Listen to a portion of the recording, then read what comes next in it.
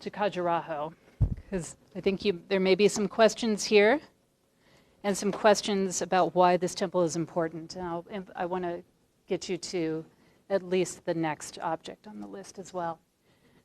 So now we're going from the south to the north and to central India, to a different dynasty. Notice almost everything we've looked at is like a great work, and it's associated with a royal patron or noble, from the Mamluks and the Seljuks, the Mongols and Safavids, now the Cholas, and the Chindelas. This was a small regional kingdom that was a subordinate, a vassal state in this kind of feudal-like system in North India. And this was their capital here in central India, Khajuraho. It's like the Kansas of India. And here is a layout of the western group of temples. 25 temples survive in this, what's sometimes called a temple city. It's actually like a village today. Presumably, the archaeological remains suggest there were 80 temples. So this was a magnificent center. And we have this political group here of kind of the mature 10th, 11th century temples, which we'll look at. We have early ones spread out early when they were just a little kingdom, not very powerful. And the Jain community, which is a different religion, were also lived and established in the capital, and they have their own area with their own temples built by the same artists in the same style. So it's a wonderful place to visit. And this is a shot of some of the Western group, this kind of mature period of the Chindelas. And we'll call this group, 900, maybe a little early, to 1050 of the Common Era. And so the books often teach and illustrate Kandarya Mahadeva temple, the last temple built here. Magnificent temple. And I think you can feel at ease and tell your students that to understand the style, the use of imagery, the symbolism, the ground plan, it's okay, because what they say about that temple will apply to the earlier Lakshmana temple. Let me show you what's interesting about the Lakshmana temple. Okay, here it is. And for any of you who know Michael Beasy, there he is. He's an AP Art History teacher.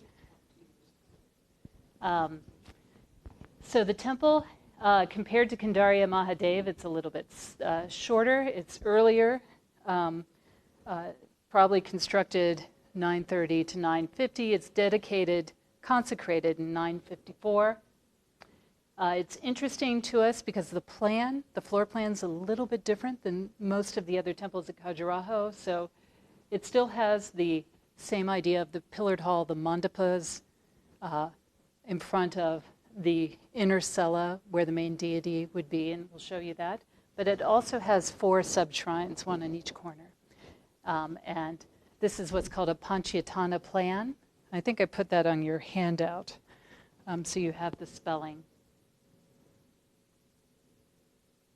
So here's a good picture of the temple. You can see that these all sit on a very high platform, which are accessed by stairs at the front in a kind of axis with the center shrine. There's a clear separation of the kind of earthly, corrupt world, the mundane world, and an elevation to a purer space. You have to take off your shoes before you go up onto the main temple platforms at these sites. And here's the history of the Lakshmana temple. It's built by the Chandela king Yashovarman, let's say around 950. And he dies before it's finished, so it's actually dedicated by his son in an inscription at 945. This is a fascinating moment for the Chandelas because they were a little vassal state who owed their homage to a great empire that was based in the Gangetic Plain to the north, called the Pratiharas. The Pratiharas get weak. The Chandelas move in. Yashovarman sends his armies. They used to support the Pratiharas, help prop them up, but in this time of weakness, they see an opportunity. He sends his armies to the capital, and he captures an image, a sacred image from the Pratihara king. And this image is clearly associated with state power.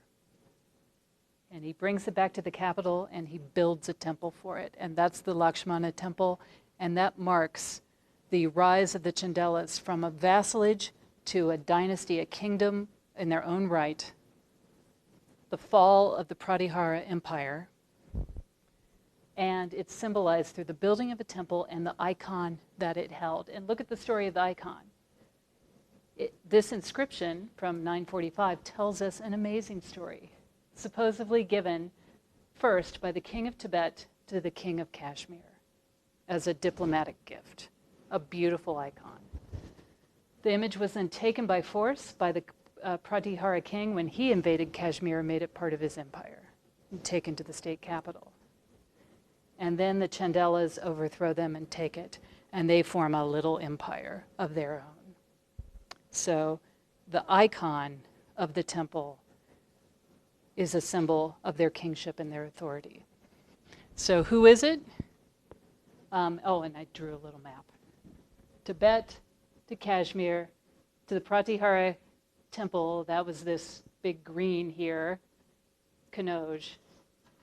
And these guys used to be their vassal state, and then they overthrow them when they fell, and now they have a little empire right here.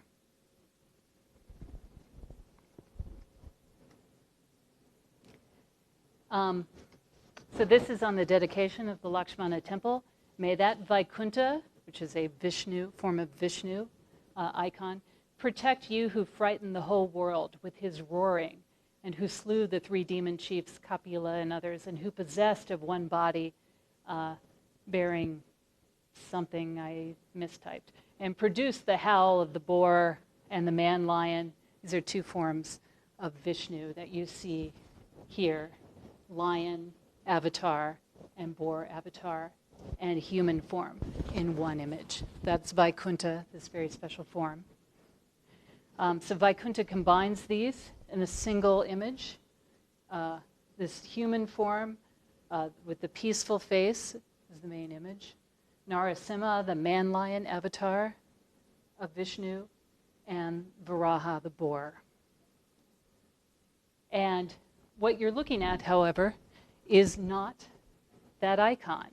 You're talking about an icon that would have traveled from Tibet to Kashmir.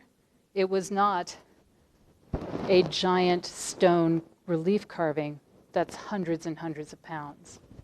What Kashmir is famous for are these images like this: brass, gilt, inlaid, portable, but very beautiful, beautiful things. Here's also a stone sculpture from Kashmir, so you can get the style from this period. So what was being moved around, this royal gift, was probably one of these, but it hasn't survived. And so if you look at Kashmiri, Tibetan style, and this, it ain't it. So this is probably 12th century, a later reproduction made in the Khajuraho style by local artists to replace a lost image, but an image that symbols the authority of the kingdom. Is the proportion of this one closer to real, or the proportion of this one that's longer, thinner? Well, these Kashmiri ones are all kind of squat. So that's closer to what you would actually see than this one. Yeah, and this one is elongated Khajuraho style. These ones are Oh, yes, yes. So these are the distorted. Yeah. Okay. Well, they're both distorted, but I would actually say That one's closer. the Kashmir is very squat. So it's wrong, but it's closer. All right, so let's take a look, based again on the a big growth from the original early Hindu temple, cella, the garbhagriha, the womb chamber where the deity lives, and pillared porch. Looks a lot like Greek, doesn't it? So this is probably our earliest Hindu temple, 5th century at Sanchi. And then here's the plan of Lakshmana. So here are the sub-shrines. We don't know what they were, but you can enter the temple. You also access it by circumambulating the outside clockwise. And I'll show you that. So here you are. If you were to go up the stairs, you enter on the east. The deity is enshrined on the west. So the sun rises in the morning. It shines upon the deity in the shrine. But you would start your visit probably as a worshiper by circumambulating, going around the south side. And there's a program here, and I'm not going to get into the whole program, but you might recognize the deity you start with, Ganesha, the Hindu god of beginnings, the overcomer of obstacles. You start a cycle of Hindu prayers or ritual cycle by invoking Ganesha. It's the first deity you encounter in a niche at the temple. And that's almost standard for a Hindu temple from the medieval era. So you start here and you walk around the outside. And you're not very tall here, because this is all kind of divine space. It's above worldly space. Sometimes in these lower levels at Lakshmana, you'll find worldly, mundane little narratives going along. Kings, battles, people having sex.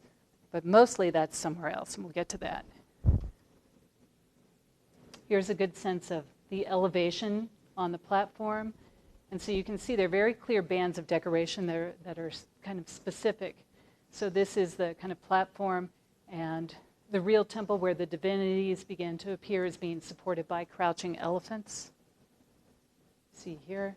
And then you get into these spaces, and it's very clearly defined but, in horizontal registers. So something is happening with the meaning from worldly in these bottom lower sections, including reliefs on the platform itself, to above your head, 3 registers of divinities, celestial beings, and gods in niches, to abstract shapes above it, going all the way up to the tower. So there's a kind of clear pattern of form to formlessness in the decoration.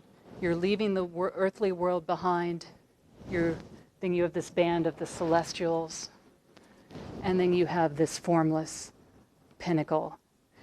It also, as you probably know from discussions, they represent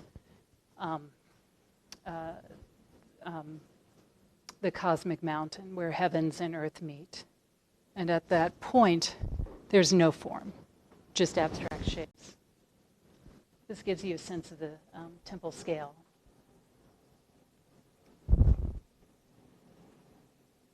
And the tower, which the tallest tower is always over the central shrine, the womb chamber, or garbhagriha. And as you move around the outside of the temple.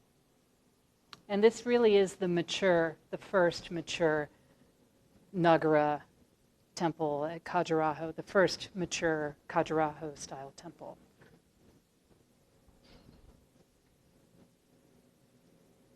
So there's some details of these kind of what almost look like crags and mountains or buds of coral on a reef, and they're like mini temple towers that bud out from the central tower as a decorative motif. And then as you go inside, there's an interior space. You go through 2 mandapas, 2 pillared halls, and there's what's called a pradakshina, a space for you to walk around the interior shrine. And so there's iconography there that's specific to this particular cult of Vishnu. And then here's the shrine itself.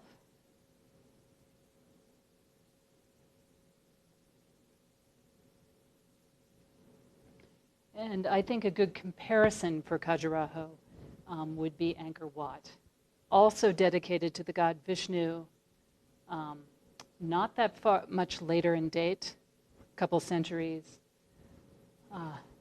in Cambodia, and I would argue that's also a Panchayatana plan, a 5-shrine plan with a central shrine flanked by 4 on the corners. So there's some, and it's coming. The plan's coming out of India for these early. There certainly are a mountain temple, kind of customized as well, but this basic plan of the 4 shrines is an Indian origin.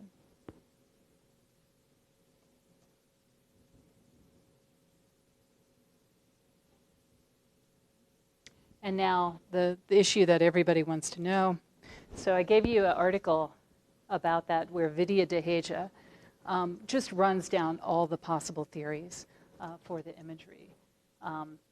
So I guess one thing I would say is that, you know, if you go on the internet and you type in Khajuraho, this is all you're going to see.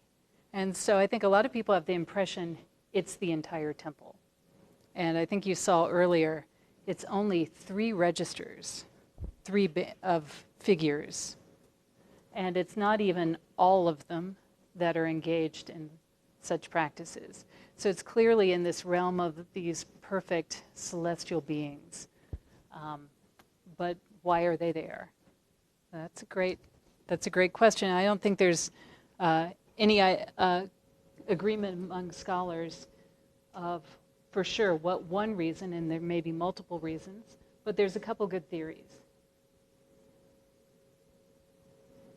So we'll get back to this. One is that the sensuousness, this is part of human experience, part of our emotion, and they knew that. They knew what they were doing, that maybe it brings delight, maybe it brings emotion. And so this is a quote from a 12th century composition by a Jain monk, a poem he wrote about a sculpture like this one at Khajuraho, but from a different place. In the temple, a statue of a lady who struggled to hold fast to her girdle as a monkey untied the knot. It made young gallants feel desire and confirmed their steadfast rejection and sensual delights. It's from a monk, right? It disgusted the pious and made old ladies feel embarrassed, while it made young men laugh and young girls wonder. So clearly in the 12th century, they understood and appreciated the multiple ways this erotic imagery would affect multiple kinds of viewers. It was very accepted. The other issue, I think, has to do with Indian cosmology in general. The female is Shakti. She is, that means power. This is the goddess Kali, and there's a sticker of her in a fuse box. And when you need your electricity worked on or pay a bill, you go to the Shakti company. The universe runs on the union of male and female forces, and the power that moves the universe from the very birth of Indian thought is feminine. And so doesn't it make sense to have male and female come together in a symbolic way on a temple? And look what happens when they don't come together. You have that Shakti unchecked. So here's Durga, the goddess, the great goddess, the warrior goddess, holding the weapons of all the male gods because they weren't strong enough to defeat this demon. So she asks them and they give her their weapons, and she's got to go do it because she's the real power. And there's a saying in Sanskrit that for every, Shiva without his Shakti is Shava. And Shava means a corpse. Even the gods are powerless without this union. So you see pairs of figures, Mituna, they're called, and if they're really getting it on, they're sometimes called Maituna, because you put the 2 vowels together, you get a bigger vowel. And you see this pair of male and female throughout Indian art as a decorative element. The other issue is where you see them, and this is in that article. You really mostly only see at Khajuraho this kind of erotic imagery where the parts of the building come together. The porch and the shrine. One porch and another porch. So it's been proposed, and I think it's a great argument, that there's a visual pun going here. So you have male and female standing alone, but they're conjoining where the building conjoins. It's a pretty good theory. And this is another one that's pretty interesting. These are so stylized, these sexual encounters, not really poses that anybody could really do very well if you're a human being. And they're so angular. And could they be based on just geometric designs almost? Is there a visual play of the body and geometry? And if there is, what does the geometry mean? So there are scholars who've looked at this and suggested that these are visual puns that actually hide tantric diagrams. So whether it means tantric practice or really just that the presence of the diagram is auspicious. It's a protective emblem on the building. And I'll tell you, temples, before they started showing some of this imagery, often had things like this prominently displayed: diamonds, geometric forms. So maybe there's something to this theory. I don't need to be vulgar, but can you just tell me what parts, what bodies I'm seeing in the middle? Like I see a male figure and I see a hand on a leg, but I don't know where the legs go. I think he's holding, I don't know whose leg this is, but I think he's holding her up, and so you have these, it's probably supposed to be her leg this way and his coming around this way and then holding her here. His leg, that's his leg. Okay, That's my guess. It may be, yeah. And then that their limbs are forming these other angles. I don't know, but it's a great article on it, and it seems likely.